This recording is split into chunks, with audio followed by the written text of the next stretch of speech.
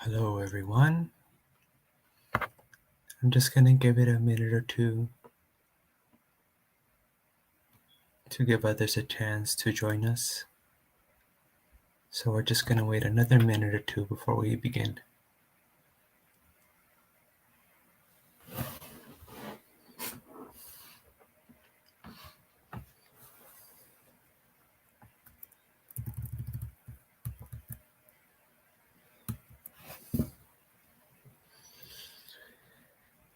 We're just going to wait a minute or two before we begin.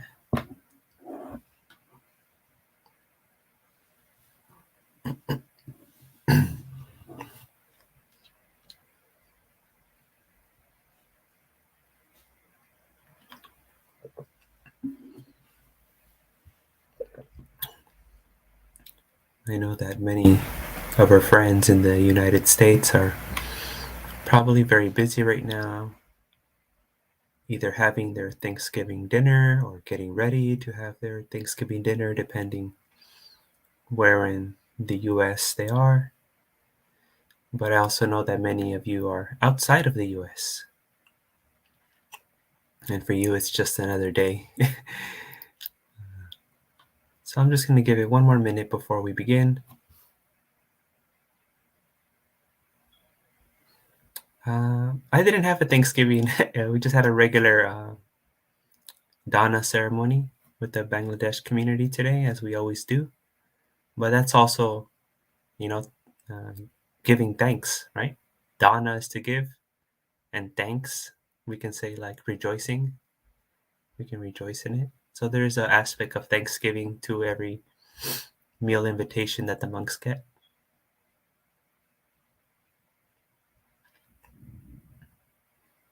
All right, so just less than a minute we'll begin. I'll just wait until it says 7:33 or 4:33, depending if you're on the East Coast or West Coast, and then we will begin.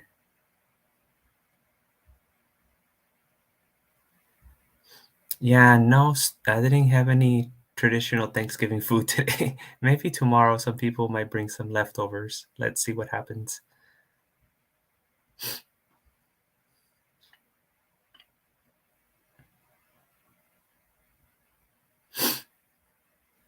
Hello, everyone at Empty Cloud. Hello, everyone around the world. I hope that you are well, happy, comfortable, and peaceful.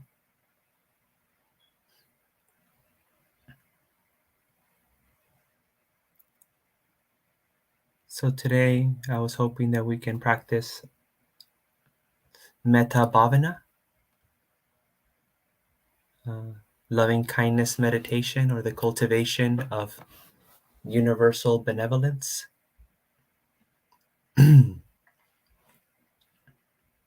There's this key insight that the Buddha gives to us in the suttas and how to uh, prepare oneself for this practice. It goes something like this: as am I, so are they. As they are, so am I. Taking this into consideration, one shouldn't harm or tell another to harm living beings.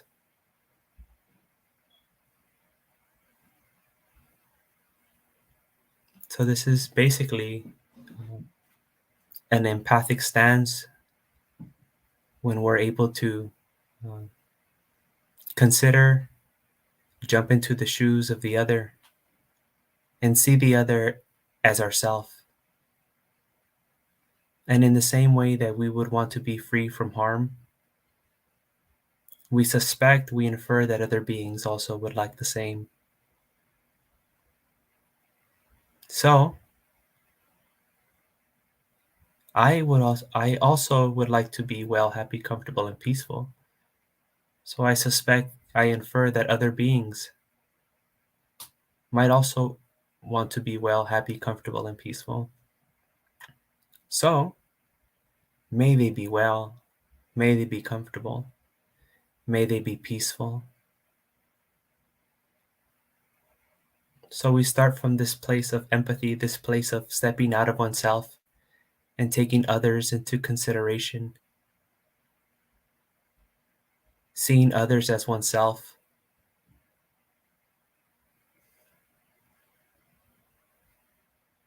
This is the principle behind metta. And metta is uh, universal. That's why metta, when you find it under the Brahma Viharas, is also known as apamanya, which means unlimited, right? Because there is unlimited beings. It is universal in another sense. So when we practice metta, we don't want to focus on any particular being, especially on the relationship that we have to them. We want it to be very general. If we look at the Karaniya Metta Sutta, we see that the Buddha goes by categories of being. He doesn't teach it like, oh, my friends, my family, someone that I care about, someone that's neutral, someone that I hate. He just says, may all beings, right, whether tall or small, strong or weak, human or non-human, to the north, to the south, in all directions, may their minds be at ease. May all beings be well. So it's a general sense of a universal sense of goodwill towards all beings. So today we're going to practice it by just first developing some self metta, because for many of us in the West, we're a bit self-critical and we lack that self compassion and kindness. So we'll start a little bit. You can take the first 4 or 5 minutes wishing yourself to be well, happy, comfortable, and peaceful. And then after 4 or 5 minutes, you can gradually begin to expand uh, your loving kindness to include all beings in the entire universe.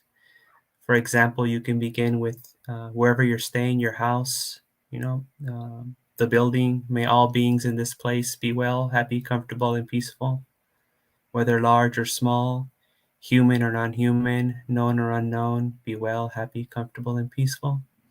And then you might want to think of all the beings in the neighborhood, from the neighborhood to the city, and from the city to the state and country and continent and planet and galaxy and the entire universe. And you can break this down however you like. The important thing is that you're gradually expanding this sphere of loving kindness, benevolence, goodwill towards all beings until you get to the final level, the universal level. May all beings, wherever they may be, whether far or near, large or small, human or non-human, known or unknown, born or to be well, happy, comfortable, and peaceful. You don't want to get caught up on the mental gymnastics of imagining everything or the recitation, like if it's a mantra. If you do any visualization or any conceptualization, think about them as tools or bridges to get you to that state of being, of loving kindness. That mental state is the most important thing, not so much the mental recitation or the mental visualization that we do. And this loving kindness meditation comes with a feeling of warmth and calm and peaceful and accepting, equanimous and joyful. So those are just some flavors, some characteristics that might indicate that you're heading in the right direction of developing metta. So once again, we'll begin the first 5 minutes practicing towards ourselves, and after that, you can, on your own, start spreading your loving kindness meditation gradually until you encompass all beings throughout the entire universe. Let's go ahead and practice Metta Bhavana, loving kindness meditation.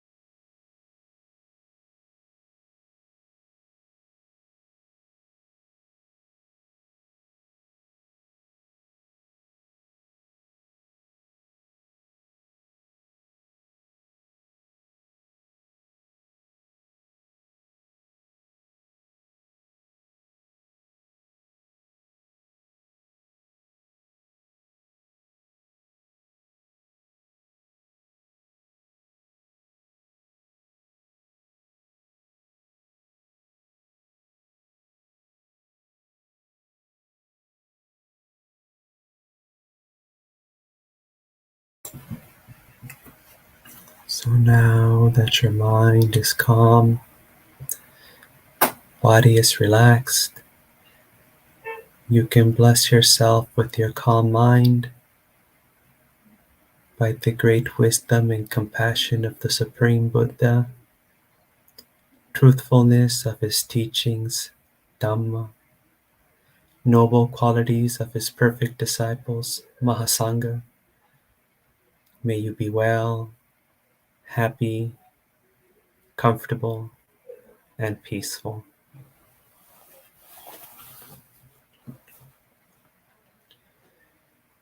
Sabitiyo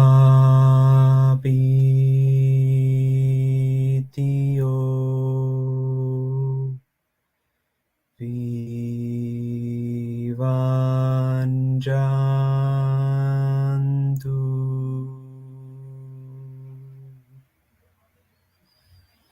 Sabero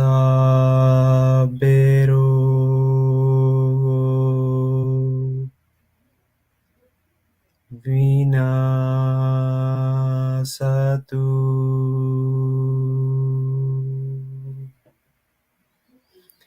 Mate Bhavantuan Terayo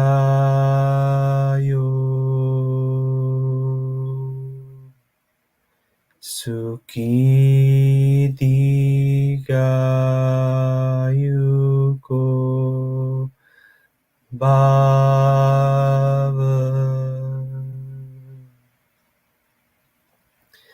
Bhavetu Sa Bimangelan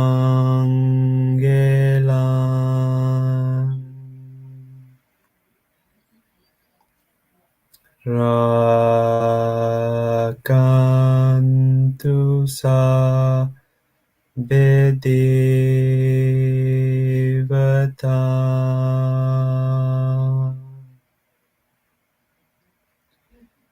Sabbe Buddha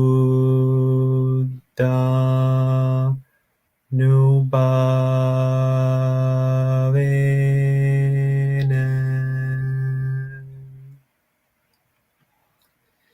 Sabbe Dhamma Nubhavena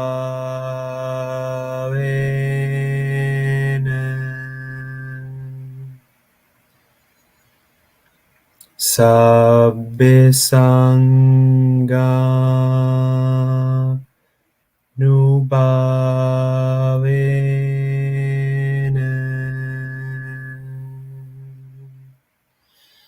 Sada Soti Bhavantuti.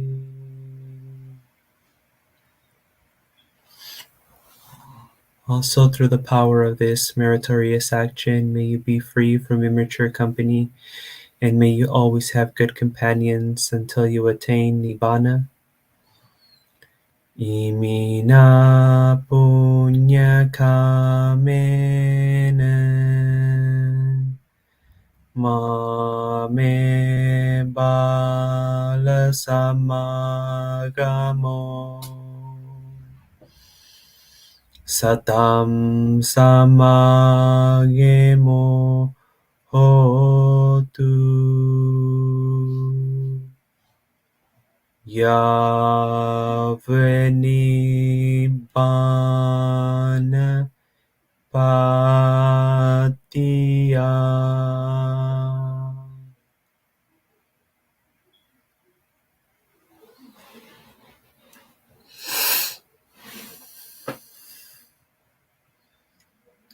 For those of you in the US, I hope that you're having a good holiday. For those of you around the world, I hope that you're also having a good day. So today, I wanted to read an abstract from my late departed teacher, Bhante Punaji Mahatero's book, Arya Magga Bhavana. And in this little abstract that I want to share with you, he talks about Samma Sankappa. But before that, I would like to pay my respects to the Buddha. Namo tase bhagavato arahato samma sambuddhase.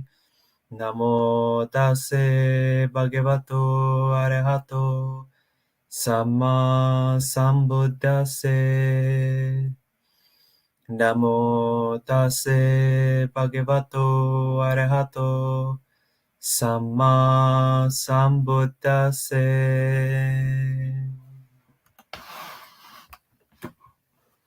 As I said, I'll be reading from my teacher's book called Ariyamagga from chapter 3, Harmonious Orientation. Conscious relaxation brings about a harmonious goal orientation, Samma Sankappa, that directs the mind towards the harmonious goal of life, the imperturbable serenity of mind, which is Nibbana. This harmonious goal orientation points to a harmonious sense of values, saddha. In speaking of sense of values, we enter a discussion of a common problem introduced by Alfred Adler, who was a member of the Vienna Circle of Sigmund Freud and later separated due to a difference of opinion, and developed a school of psychology called individual psychology. The problem introduced by Adler was the inferiority complex. This is the feeling of inferiority that everyone feels in the presence of someone felt to be superior. This is because of a competitive attitude that everyone feels in the presence of others, which is an egotistic attitude present in all. All human beings have a sense of values. They have different ideas of what is good or great or superior. And according to each person's sense of values, each person will feel inferior, superior, or equal. If a person thinks that wealth is superior, then the moment this person meets a wealthier person, she begins to feel inferior. If a person thinks that high social position is superior, she will feel inferior in the presence of any person who is greater in social position. Likewise, if a person thinks that that popularity is the greatest thing, that person begins to feel inferior upon meeting a person who is more popular than himself or herself. If a person thinks that enjoying sensual pleasures is the greatest thing, then that person will feel inferior in the presence of someone who is enjoying more sensual pleasures. This is how people feel inferior or superior. This worldly sense of values was shown by the Buddha to be not only unhealthy, but it also brings unhappiness, disappointment, frustration, sorrow, pain, anxieties, and worry. The Buddha pointed out that happiness is to be sought not outside in wealth, status, popularity, or sensual pleasures, but rather inside in peace of mind.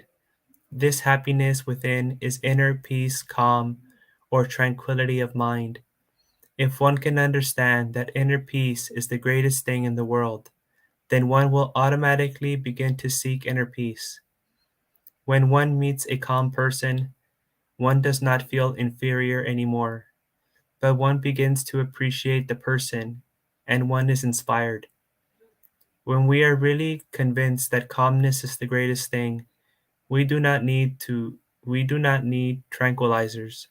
Tranquilizers are needed only when we are not convinced that calmness is the greatest thing, because then our goal is not calmness. It is the goal, based on our sense of values, that determines our calmness. In our sense of values, therefore, that makes us calm or not calm.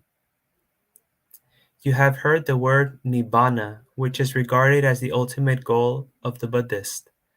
Some think Nibbana is a kind of heaven, but that is not what Nibbana is.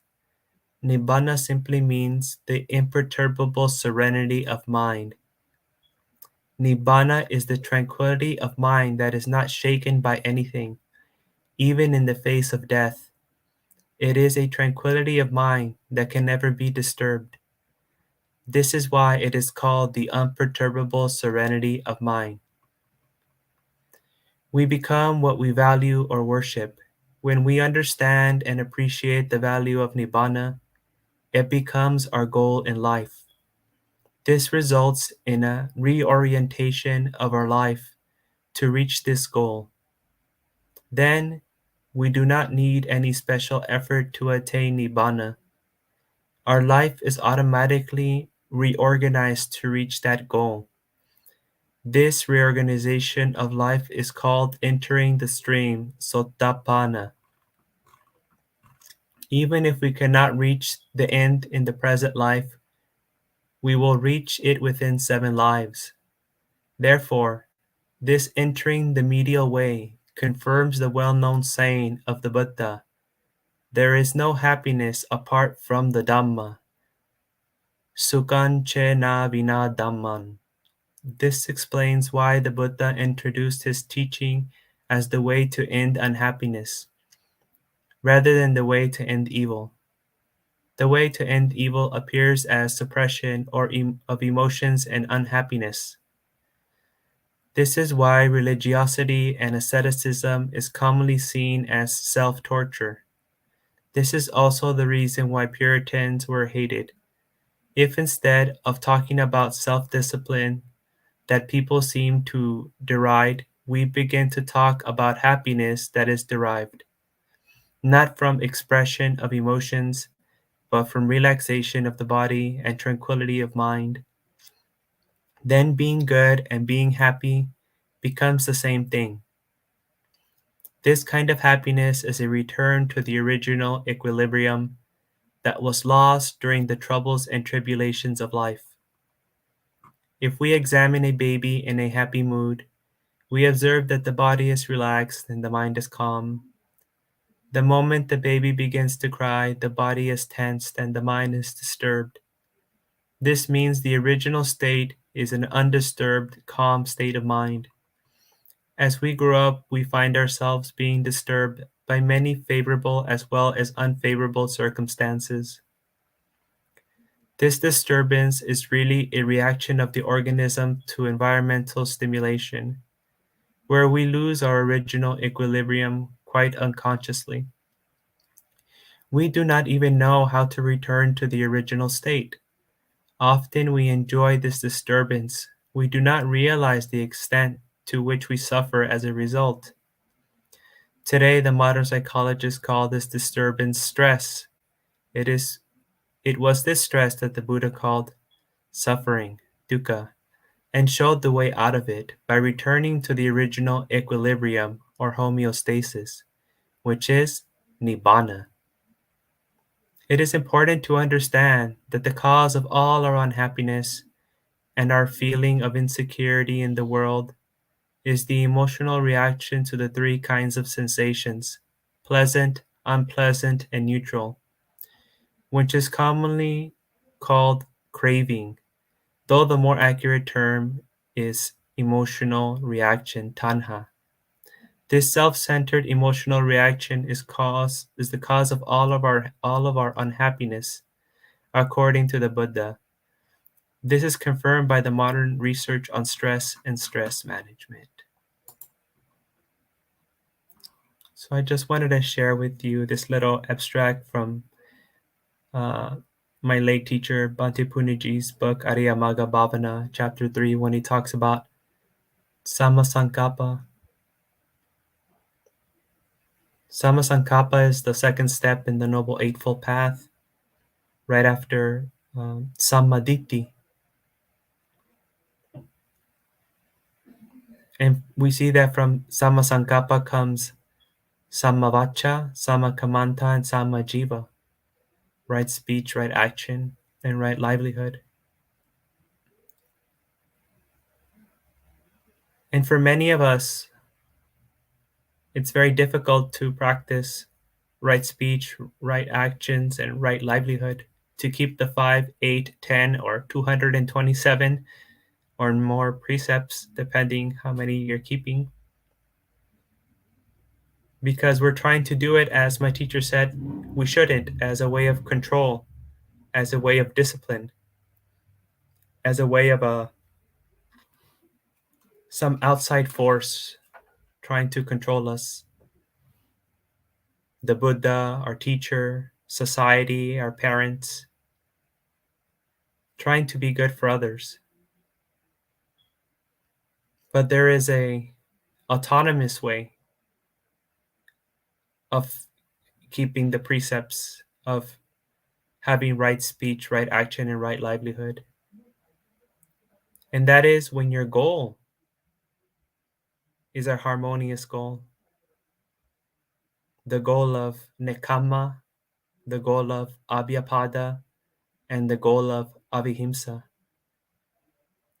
When your orientation in life, when your motivation in life becomes one of renunciation, one of non hatred, one of non cruelty, then your speech, your actions, and your livelihood uh, automatically fall in line. You don't have to worry about uh, controlling yourself, because it is not your intention, and it's not your motivation, it is not your goal to do any of those things. Everything that you do begins to follow your goal, and you would not do anything that contradicts your goal, or that would deter you, or that would hinder you, or that would be an obstacle from achieving your goal.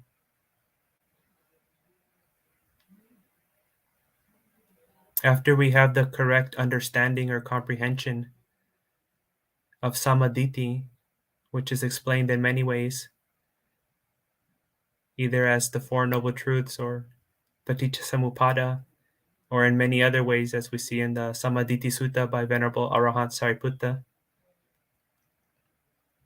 After we have this understanding, then we need to have the right orientation, or the right goals, or the right motivation to achieve uh, that understanding, the complete understanding of the Four Noble Truths and Paticca. And what leads to that is to have a mind that is intent on renunciation, on loving kindness and compassion. Thus, the positive ways that we can think about abhyapada and avihimsa is metta and karuna. And the positive way that we can think about nekamma is dana, is giving. Because when you give, you're giving up, right? When you either give your time, you give your energy, you give your resources, that's renouncing, because you could keep that time for yourself, you can keep that energy for yourself, you can keep those resources for yourself, but instead, you're giving to others. It's not for you, it's for someone else. You're letting it go. So if you want to be established in this samasankappa, this harmonious or wholesome orientation, motivation, direction, you can begin by practicing dana, giving, letting go.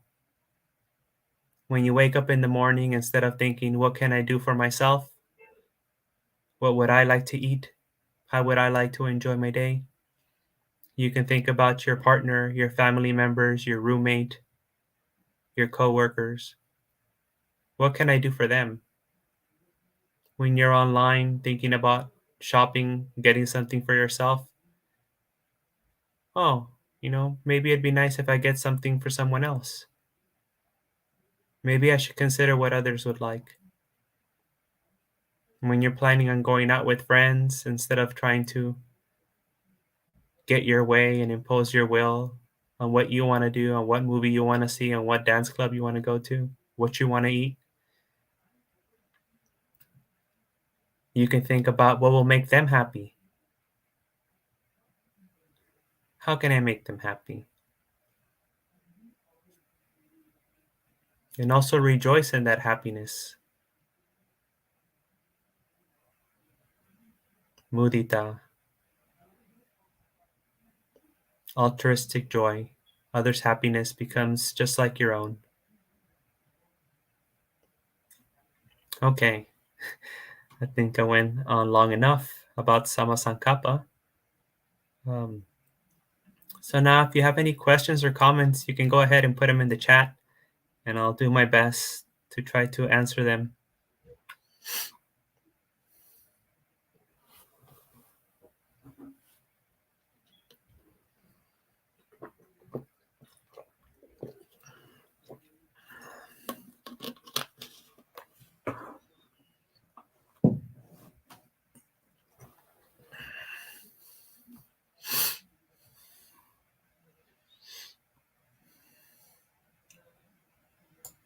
Any questions, comments about Sama Sankappa?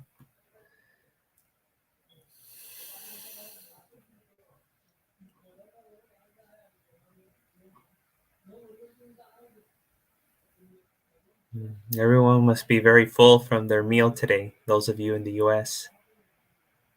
But I see that we have friends joining us from Singapore and other places.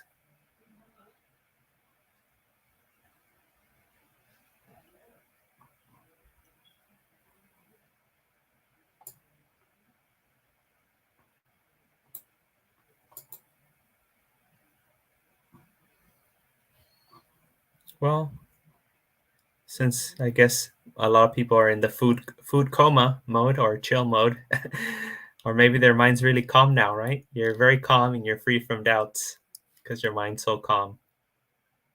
Um, that's why there's no questions. Very good. Well, I'd just like to wish all of you a good day, a happy Thanksgiving, wherever you may be. Try to incorporate um, renunciation. Try to incorporate loving kindness and compassion into everything you do today. During the holidays, we easily get triggered and we might fall back into our previous patterns when we're within the same environment that created those patterns. So, really try to establish yourself in sati and be very mindful of your experience, and also develop your Dhamma vichaya, your discernment of what is wholesome and unwholesome. So, you need to be aware, and when an experience arises, you need to discern whether it's wholesome or unwholesome and whether you should follow through with it. And if it's an unwholesome experience that arises, a thought or emotion, you need to do your best to overcome it and not let it express itself in a way which can harm those around you and yourself. I'm Matt. Is right intention a conscious activity or an unconscious subconscious mentality? So in the beginning, it is a conscious activity. We have to kind of strive, we have to make an effort to develop it. But there comes a time where it becomes autonomous, or we can say unconscious, right? Because it becomes the default later. But in the beginning, we have to go against our current default, which is a mind of greed, a mind of hatred, and a mind of cruelty. So we have to go against the stream, as the Buddha said.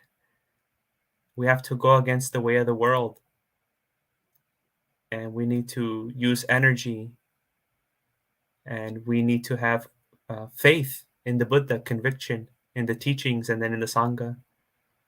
And that will help us overcome our mental patterns and our behaviors of speech and action until the time comes where right intention becomes our default. But that's the same for all the other steps in everything that we do.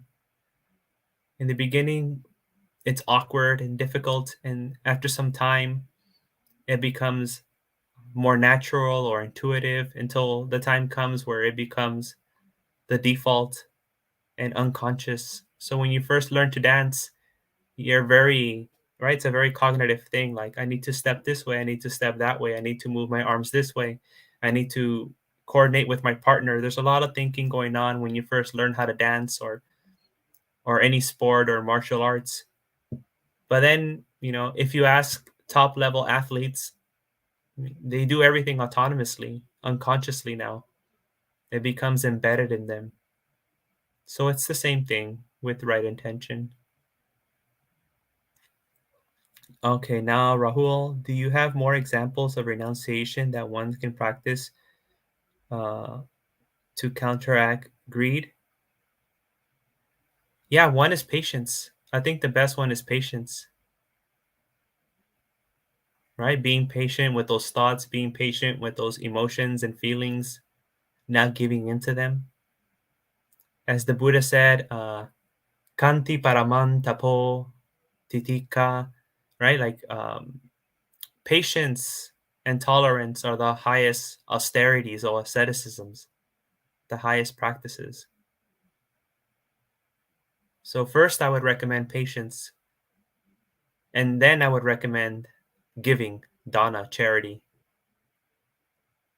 to counteract greed.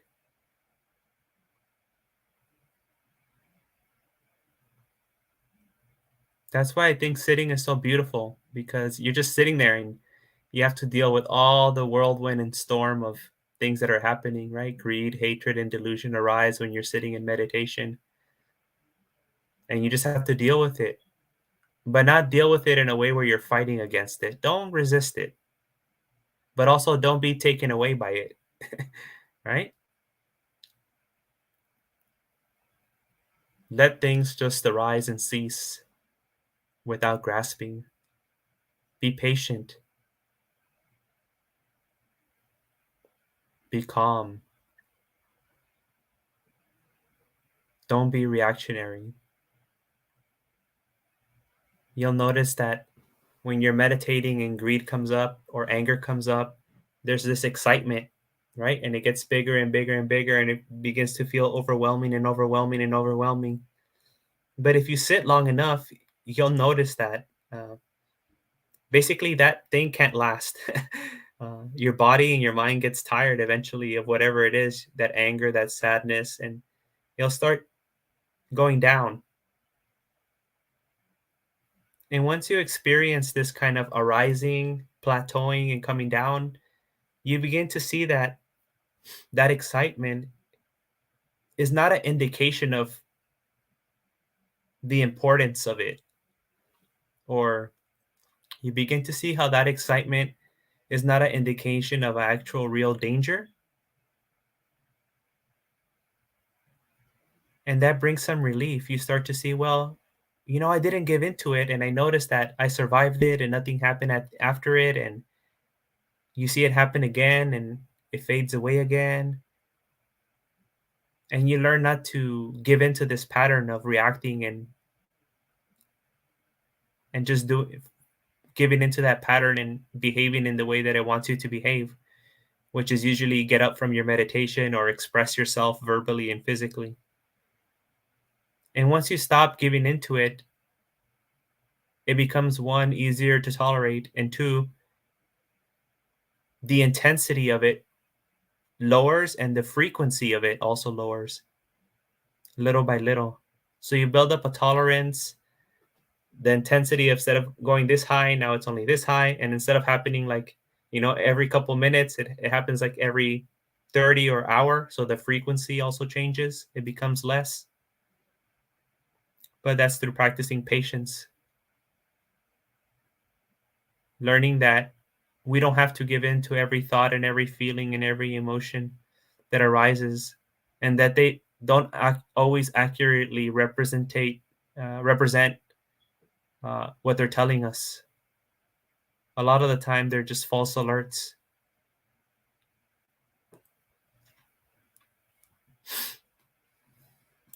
I hope that was a suitable answer.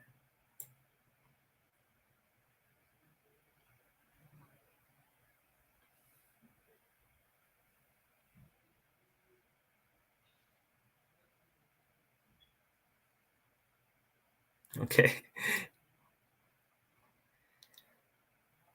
Well, as I was saying earlier, I hope that all of you have a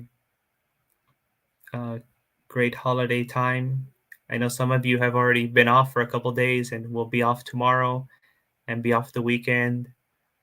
Just be careful. Many of you might be very careful in following the precepts, but when you go out into the streets, many others are not as careful in not following the precepts. And in some places, the weather might be very dangerous, make the conditions dangerous. So just be very careful.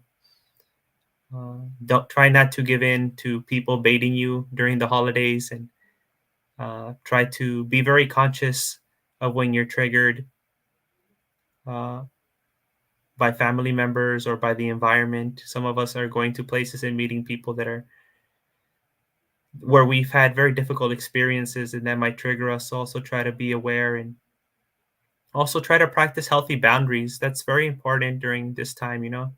That's why the Buddha gave so many rules to the monks about how not to interact with the lay people or how not to spend their time. It's just a way of establishing healthy boundaries um, for this kind of lifestyle that we want to live. So if you want to live a peaceful lifestyle, a lifestyle of Dhamma, then you also need to establish some healthy boundaries that are going to help you support that healthy lifestyle, that Buddhist Dhamma lifestyle. So also try to be very conscious of those healthy boundaries uh, that you want to keep in order to help you practice the Dhamma during this holiday season. Okay, everyone, that's it for today. Uh, just hello and greetings to everyone out here who joined us, everyone at Empty Cloud and Bill and Veronica. Ahí, Verónica, a ver cuándo nos vemos en México, just for the people in Mexico that I haven't seen for a while. Janakie, Jean, Bhumika, Kumu, Deu, and everyone else. If I missed you, I'm sorry. May all of you be well. Oh, and Upasika Metika. May all of you be well, happy, comfortable, and peaceful. And I will see you next Thursday. Suki Hotu. Bye bye.